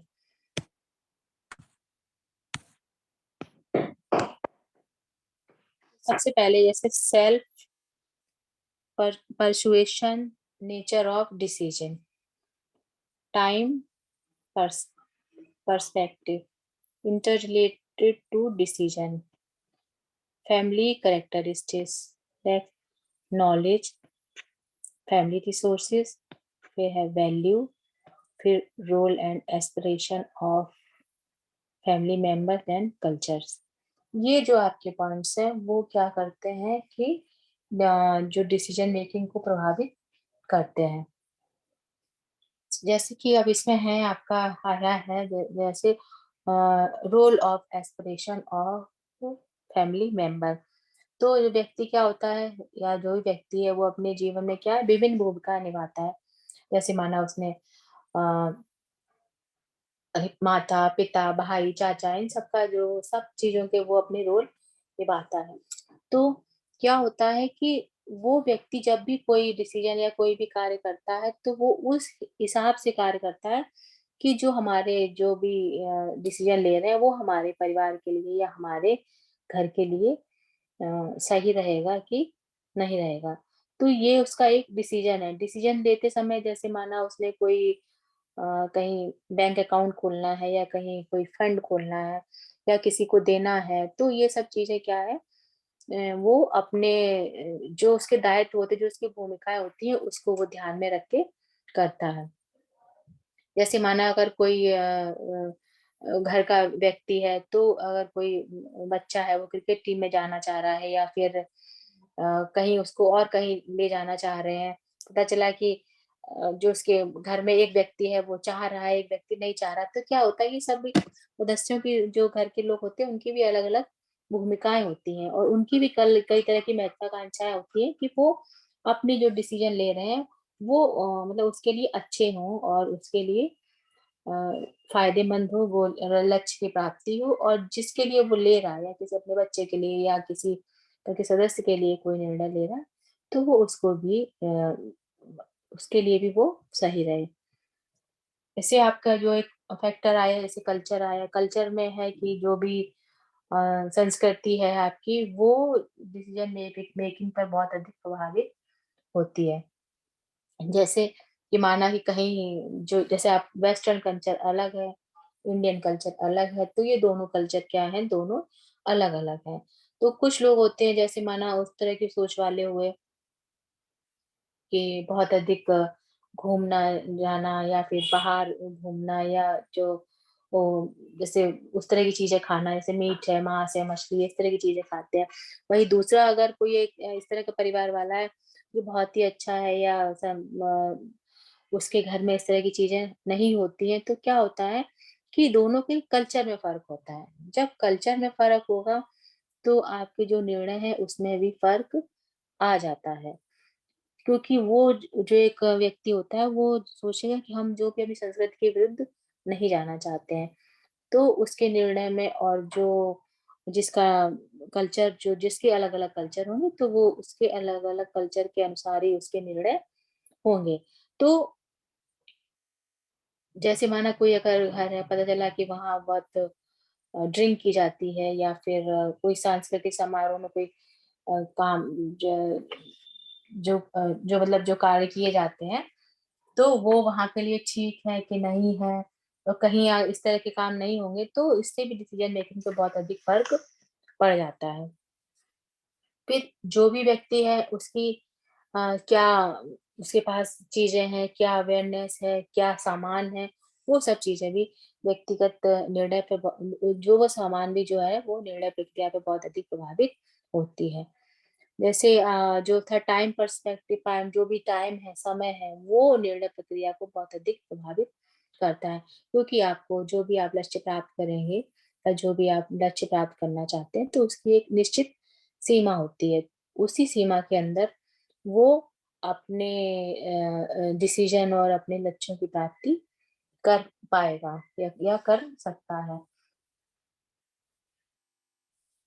इंटर रिलेटेड टू डिसीजन से मतलब है कि जो भी डिसीजन होते हैं वो कैसे होते हैं, एक दूसरे से संबंधित होते हैं। कोई भी डिसीजन होगा वो एक दूसरे से संबंधित होते हैं क्योंकि एक डिसीजन के पीछे दूसरे डिसीजन भी साथ में होते हैं। हालांकि पहले भी ये पॉइंट आया है, मैंने तुम लोगों को बताया है कि जो भी डिसीजन है वो एक के पीछे दूसरा डिसीजन आता है। तो ये एक दूसरे से संबंधित रहते हैं। आपकी जो भी फैमिली की जो आपकी विशेषता है, जो भी कैरेक्टरिस्टिक्स हैं, उस वो सब चीज़ें भी जो है डिसीजन मेकिंग प्रभावित करती हैं।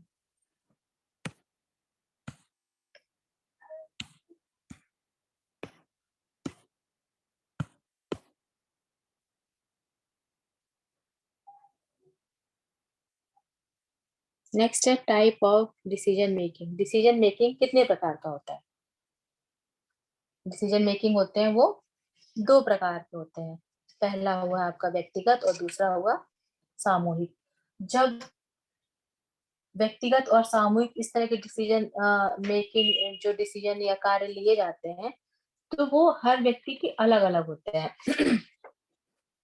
वो सेम एक तरह से नहीं होते। तो जो भी डिसीजन लिए जाएँगे वो व्यक्ति जो है वो इस प्रकार से लेता है कि उसके डिसीजन व्यक्तिगत है या सामूहिक है। तो व्यक्तिगत जो डिसीजन होता है वह डिसीजन क्या होता है, बहुत ही सरल होता है। क्योंकि इसमें व्यक्ति बस एक ही व्यक्ति उसके जो भी विचार हैं या जो भी अनुभव है, वो एक ही व्यक्ति के होते हैं, तो इसलिए जो व्यक्तिगत डिसीजन होता है वो बहुत आसानी से ले लिया जाता है। लेकिन जो सामूहिक जो होता है, वो क्या होता है एक तरह से जटिल डिसीजन है। सामूहिक वाला एक तरह से बहुत ही कठिन होता है क्योंकि वहाँ कई लोगों के अनुभव होते हैं या कई लोगों के उसमें विचार होते हैं, तो वो लेना बहुत ही मुश्किल पड़ जाता है। व्यक्तिगत अनुभव में क्या होता है कि इसमें एक ही व्यक्ति को निर्णय लेने होते हैं, तो जिससे ये आसानी से और जल्दी लिए जा सकते हैं। और जहाँ तक है, जो समस्या होती है, उस व्यक्ति को बहुत अच्छे से समस्या के बारे में ज्ञान होता है। तो व्यक्तिगत जो डिसीजन है वो आसानी से ले लेता है।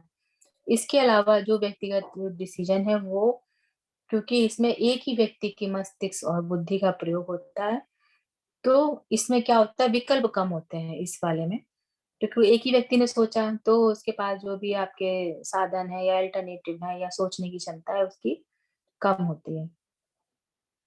और जो आपके व्यक्तिगत निर्णय है वो क्या है, इनका जो क्रियान्वयन है वो तीव्र गति से होता है, क्योंकि आपने अकेले लिया, आपको अकेले डिसीजन लेना है, तो आप कोई भी काम करेंगे वो बहुत जल्दी से ही करेंगे। अगर जो भी पर्सनल डिसीजन है उसमें उसने जो भी डिसीजन लिया है वो उसके लिए खुद ही उत्तरदायित्व होता है। अब वो दूसरे को नहीं कह सकता कि इसके लिए आप उत्तरदायी हैं, हाँ हैं, और ये इसकी रिस्पॉन्सिबिलिटी मेरी नहीं है, तो वो इस तरह से नहीं कह सकता। इसके अलावा भी है कि इसमें फिर कोई भी मतभेद या विरोध भी नहीं होता है, क्योंकि उसने अकेले लिया, कोई विरोध करने वाला या मतभेद करने वाला नहीं होता है। व्यक्तिगत जो भी आपका व्यक्तिगत डिसीजन है या ये है, उसमें क्या होता है कि इससे केवल एक ही व्यक्ति प्रभावित होता है, जिसने निर्णय लिया होता है, और वो जिसके लिए लिया होता है बस उसी के लिए वही केवल प्रभावित होता है, इसमें सभी नहीं होते हैं। तो व्यक्तिगत निर्णय जो होता है वो एक तरह से इस तरह का है कि वो केवल व्यक्तिगत हित के लिए करते हैं, एक ही व्यक्ति के हित के लिए, ऐसा नहीं तो फिर सबके हित के लिए उसने काम किया। तो ये हमारा हो जाएगा कि व्यक्तिगत निर्णय क्या है। फिर आपका आता है ग्रुप डिसीजन। ग्रुप डिसीजन में क्या है, ये है आपका सामूहिक निर्णय।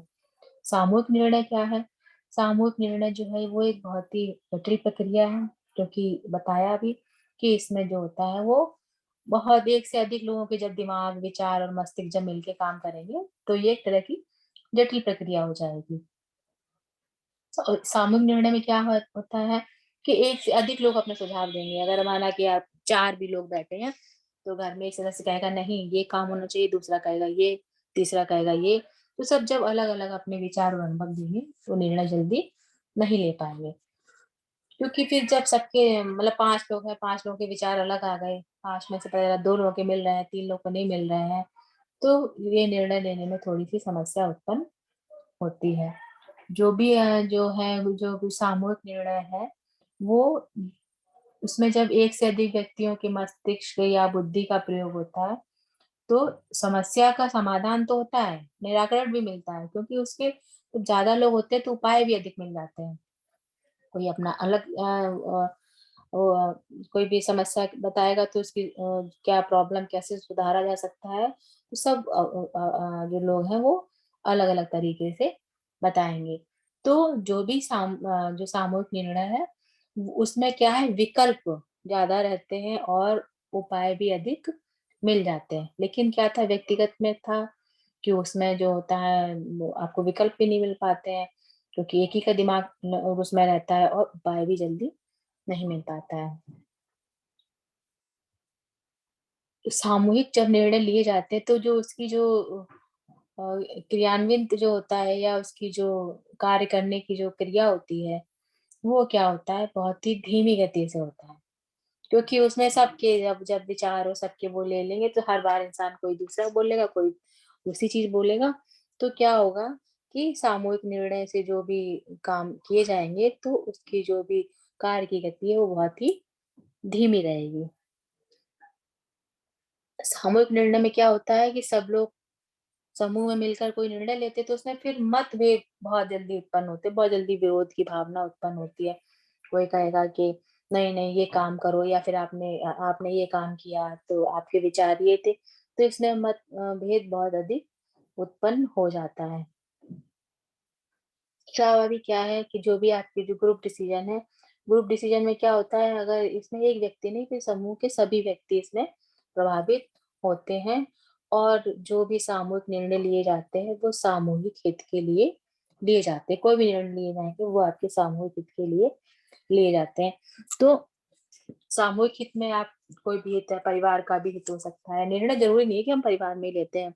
निर्णय जैसे कि गवर्नमेंट पॉलिसी बनाती है, वो भी एक निर्णय लेती है कि हम कौन-सी योजना कहाँ चलाएँ, कैसे चलाएँ, या कोई कॉलेज है वहां पर अगर कोई काम हो रहा है उसके निर्णय लिया, कोई हॉस्पिटल है वहां पे अगर कोई डॉक्टर है, वहां के और लोग हैं अगर वो निर्णय ले रहे हैं, अगर आपकी कोई फर्म है वहां पर निर्णय, मतलब कोई भी काम करने के लिए आपको किसी न किसी प्रकार का जो निर्णय लेना है, अगर आपने समूह में लिया है तो वो क्या होता है, वो सामूहिक हित के लिए निर्णय लिया जाता है। जो भी आप निर्णय लेते हैं वो जो आपके जो लोग होंगे या आपके सदस्य होंगे, आपके जो आसपास के वर्कर होंगे, तो वो लोग उस निर्णय से बहुत अधिक प्रभावित होते हैं। यह relative quality of personal decision and group decision. Group decision और पर्सनल डिसीजन में क्या है, इसमें तुलनात्मक गुण क्या है कि सबसे है कि इन दोनों में क्या होता है कि एक दबाव की स्थिति उत्पन्न होती है। दबाव की स्थिति में कहा, जहाँ ग्रुप में अगर कोई निर्णय लिया गया तो वहां क्या होता है, एक समूह की जीत होती है, ग्रुप वालों की जीत। जो अगर अगर ये वहीं अगर आप दो लोगों को, एक ने अपना पर्सनल लिया और एक ग्रुप में लिया, तो जो समूह के लोग होंगे तो उनका जो डिसीजन है वो माना जाएगा।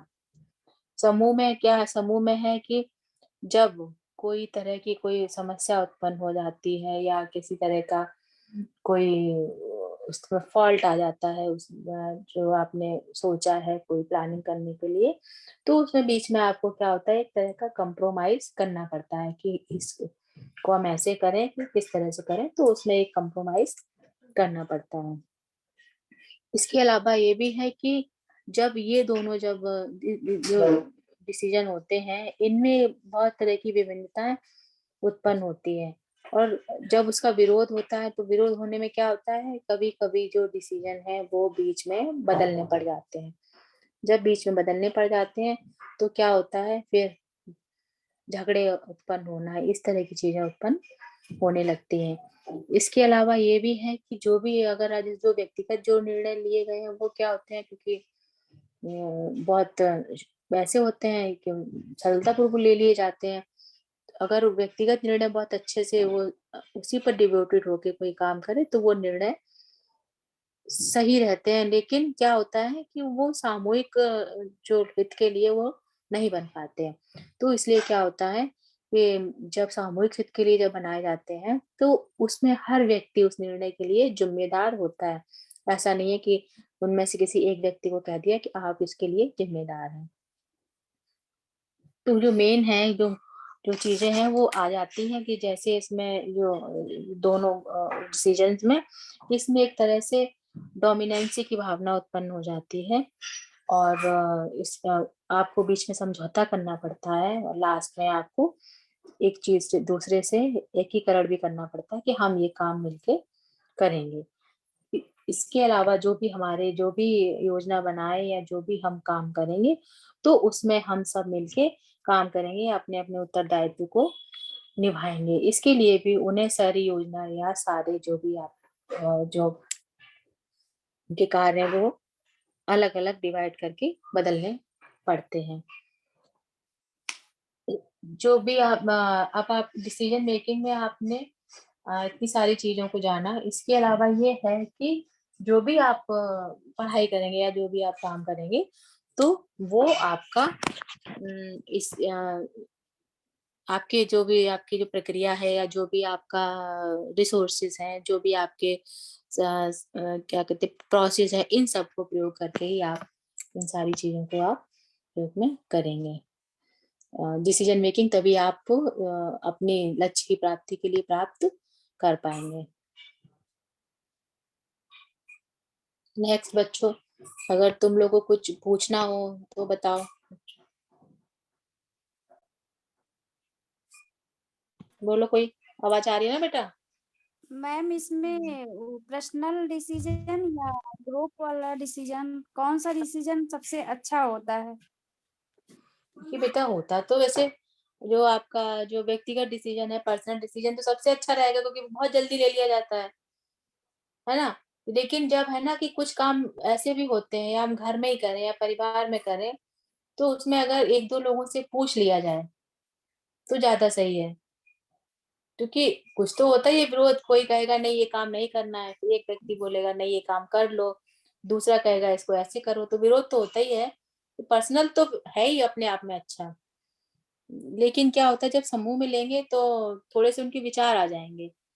कोई भी घर में कोई भी डिसीजन हो सकता है भाई। डिसीजन देखिए घर के लिए क्या हो सकता है, घर के लिए आपको मकान बनवाना है, शादी विवाह करना है, या फिर क्या कहते हैं बच्चों को उच्च शिक्षा में भेजना है, या फिर कोई घर के जो उस तरह के काम करने हैं जो बजट से संबंधित है या बैंकिंग से संबंधित है। ये तो आपके घर के हो गए। तो हमारा जो डिसीजन मेकिंग केवल घर तक ही सीमित नहीं है, ये तो हमारा हर जगह होगा डिसीजन मेकिंग। जैसे बताया कि कहीं भी आपका कोई भी कॉलेज है, कोई भी फर्म है, कोई भी कंपनी है, हॉस्पिटल है, या फिर नई जो पॉलिसीज बनती है, कोई भी चीज होगी, तो उसके लिए तो सबके लिए ये आपको डिसीजन आपको लेना पड़ेगा। उसके बिना तो फिर कोई काम हो ही नहीं पाएगा। जी मैम। मैम लेकिन जब पेपर में कभी कभार विकल्प में आता है तो ये पूछता है कि इसमें से मतलब ग्रुप और पर्सनल में कौन से सबसे अच्छे हैं, तो कहीं कहीं व्यक्तिगत मान लिया जाता है, कहीं ग्रुप मान लिया जाता है। नहीं, व्यक्तिगत तो अपने आप में अच्छा है ही। कैसे, अगर ऑब्जेक्टिव में आता है, जी मैम। ऑब्जेक्टिव में तो फिर व्यक्तिगत ही आएगा, जी है ना। ऑब्जेक्टिव में वैसे मुझे लग रहा है इस तरह का क्वेश्चन नहीं देना चाहिए, थोड़ा कंफ्यूजन हो जाता है इसमें, है ना। नहीं मैम, होम साइंस में अक्सर ये क्वेश्चन आए हैं, हाँ, बहुत कंफ्यूज रहती हूँ, इसलिए मैं पूछ रही हूँ कि मतलब इसमें कौन से मतलब ज्यादा सही माने जाएंगे। इसमें व्यक्तिगत ही ज्यादा सही है, क्योंकि व्यक्तिगत जो होता है वो आपको जो है एक तरह से क्या होता है कि एक तो शॉर्ट टर्म में ले लिया जाता है, आप ही उसके लिए उत्तरदायित्व है। और ज्यादा फिर जब सामूहिक में क्या होता है कि उसमें सभी लोग अपने अपने अलग अलग राय देते हैं, टाइम भी उसमें ज्यादा लगता है। तो जी व्यक्तिगत निर्णय ही होना चाहिए जी ओके। लेने के लिए। और तुम लोग और सब बताओ बेटा, और कोई नहीं कुछ पूछ रहा है? कौन कौन है इसमें? समरीन है और नेहा, कौन कौन है? मैं भी हूँ मैम। हाँ, पूनम है। बताओ तुम लोग, क्योंकि अभी हमको इसमें नाम नहीं दिखाई दे रहे ना, इसको हम हटाएं स्क्रीन तब नाम दिखाई दे। अभी मैं जरा स्क्रीन हटाती हूँ तब नाम दिखाई दे। हाँ, अब नाम आए। और तुम लोग कंचन, प्रतिमा, तुम लोग बताओ बेटा, सब समझ में आ रहा है कि नहीं आ रहा है? Yes ma'am. Yes ma'am. कोई किसी को प्रॉब्लम तो नहीं है? ये तुम लोग का जो ये चैप्टर है ना डिसीजन मेकिंग, ये नया जुड़ा हुआ है इस बार, पहले नहीं था। देखा होगा तुम लोगों ने सिलेबस में। ये यस हम मैम। लोग मैम बीए में पढ़ चुके हैं बीए। हाँ, नहीं बीए पढ़ चुके हो, मैं इसमें कह रही हूँ जो जी जी जो पीएचडी आपका ये, के हाँ पीएचडी कोर्स वाले पे। कोर्स में ये नया जी जुड़ा है। जी और दूसरा ये जो आज जो तुम लोगों का एफआरएम के सारे जो आपके जो भी चैप्टर है वो खत्म हो गए हैं, जी मैम। ठीक है। अब तो कोई चैप्टर एफआरएम का बचा नहीं है। और जी कभी मैम। कोई तुम लोग को कोई प्रॉब्लम हो, कुछ पूछना हो तो बाद में पूछ लेना, जो भी पूछना होगा मतलब मैम पढ़ोगे तब उसमें। हाँ, क्या कह रही हूँ? मैम इसमें से किस टॉपिक पे रिसर्च कर सकते हैं? किसी टॉपिक पे इसमें जो आपने पढ़ाया है मैम, इस पे रिसर्च कर सकते हैं? हाँ, डिसीजन मेकिंग में बेटा बहुत रिसर्च है। मैंने एक्चुअली में आज इसलिए वो सारे आपको नहीं पॉइंट, अभी जब एक क्लास और होगी ना तो उसमें मैं तुम लोग को केवल इसी के बारे में बताऊंगी, समझ रहे हो। ओके मतलब मैम, सारे ओके। जो होंगे वो मतलब टॉपिक्स के बारे में ही बताऊंगी, इसलिए फिर मैंने आज उसको इसमें ऐड नहीं किया। Okay ma'am. ओके तो मैम। जैसे मैं आपको हर जो जो जितने भी लेक्चर हुए फिर लास्ट में सब तुम लोग को बताया ना कि कौन कौन से टॉपिक हो सकते हैं। तो जी जब मैम। एक क्लास और लूंगी तो उसमें जो भी सारे मैं उसमें एक साथ ही कर लूंगी, ठीक है। और उसके अलावा और नए जो भी टॉपिक होंगे वो फिर मैं तुम लोग को उसमें बता दूंगी, ठीक मैम। ठीक है। Okay ma'am. तो कोई दिक्कत नहीं होगी, सब हो जाएगा, तुम लोग का आराम से, परेशान मत हो। मैम डर बहुत लग रहा है। क्या हुआ बेटा? मैम डर लगता है कि कैसे बनेगा, समझ में नहीं आ रहा है। नहीं, सब बनेगा। जब अभी एक दिन में क्लास और लूंगी थोड़ा सा आइडिया दे दूंगी तुम लोग को कैसे बनेगा क्या है, ठीक है। मैम मुझे कुछ पूछना था। हाँ बताओ। मैम वो जैसे कि टॉपिक है, जैसे कि हम अभी सिनॉप्सिस के लिए कुछ ले लेते हैं, अगर बाद में वो क्या अगर हम चेंज करना चाहें तो वो चेंज हो जाएगा? हाँ हाँ वो तो चेंज हो जाएगा। क्योंकि तो मैम है थोड़ा, लेकिन वो नहीं तो यही टॉपिक थोड़ी ना आपके उसमें रहेगा। Yes ma'am. वो तो चेंज होगा। अच्छा। अभी तो आप केवल सिनॉप्सिस के लिए बना लीजिए, वो तो बाद में चेंज हो जाएगा। ठीक है। Yes, अभी ma'am. जब एक और क्लास लेंगे तो उसमें आप लोगों को और जो टॉपिक्स तो आप लोगों को हम और बता देंगे। ठीक है। Yes, ma'am. Yes. Thank you, ma'am. Okay thank you ma'am. Thank you ma'am. Okay बेटा। Thank you ma'am.